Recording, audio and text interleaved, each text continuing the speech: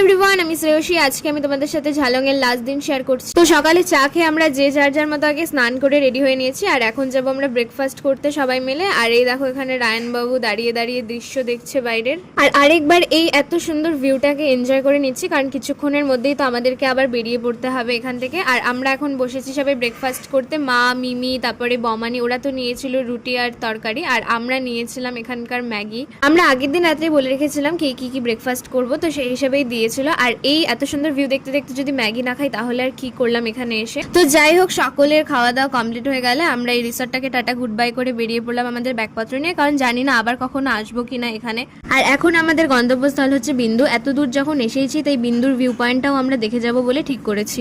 বিন্দু ভিউ পয়েন্টে চলে আসার পরে দেখলাম এখানে একটা ড্যাম আছে, একটা নদী আছে, আর নদীর জলটা কিন্তু খুবই ঠান্ডা ছিল। আমার তো খুব ভালো লেগেছে, এখানকার একদম রিফ্রেশিং জল। আর এখানে অনেকগুলো ছোট ছোট দোকানও বসেছিল, আর ছোট ছোট সুন্দর জিনিসও পাওয়া যাচ্ছিল। এই এত বড় পাথরটার নাম দ্য ড্রাগন স্টোন। তারপরে মাকে বললাম কিছু অ্যাস্থেটিক ভিডিও করার জন্য, তো মা এখানে ব্যাকাতারা ভিডিও করছিল। যাই হোক, তারপরে এখানে দেখি রায়নবাবু ঘুমিয়ে পড়েছে। আর তোমাদেরকে বললাম না দোকান বসেছে, এই দোকানেই পাওয়া যাচ্ছিল ভুটানি কিছু চকলেট। তো আমরা ঠিক করলাম সেখান থেকে আমরা সবাই মিলে কিছু কিছু চকলেট নিব। তো প্রায় সব ধরনের চকলেট নিয়ে নেওয়ার পরে আমরা ছুটলাম আরেকটা আমাদের গন্তব্যস্থলের দিকে, যেটার নাম আমি ভুলে গেছি। আর এখান থেকে ভিউ পয়েন্টটা খুবই সুন্দর ছিল দেখতে। আর এখানে আমরা একটু রিফ্রেশ হওয়ার জন্য কোকা কোলা খাচ্ছিলাম, আর তার সাথে অর্ডার করেছিলাম এখানে মোমো। তো মোমোর ভিডিও করার আগে আমি তার আগেই মোমো খেয়ে নিয়েছি, আর এই যেটুকু তোমাদের সাথে শেয়ার করলাম। এই নাম না জানা ভিউ পয়েন্টটাতে কিছুক্ষণ রেস্ট নিয়ে টুকটাক খাওয়া দাওয়া করে আমরা আবার আরেকটা গন্তব্যস্থলের দিকে যাই, সেটা হচ্ছে চালসার মূর্তি। অনেকেই হয়তো জানো যারা এই সাইটগুলোতে থাকো। তবে এখন থেকে তাপমাত্রা আবার বাড়তে শুরু করে, আমাদের সবার প্রচন্ড গরম লাগছিল। মূর্তির এই নদীটাতে আমরা কিছুক্ষণ নেমেছিলাম, আর দেখি জল গরম। এই গরম জলের মধ্যে যে মানুষ স্নান করে কি মজা পাচ্ছিল ভগবান জানে। এবার দুপুরে ভারী খাওয়া দাওয়ার জন্য আমরা চালসার একটা হোটেলে দাঁড়িয়েছিলাম, আর সেখান থেকে নিয়েছিলাম ডাল, আলু পটলের সবজি, আলু ভাজা, করলা ভাজা, একটা শাক, চাটনি, তার সাথে ছিল পাপড়, আর আমরা অর্ডার করেছিলাম চিকেন কষা।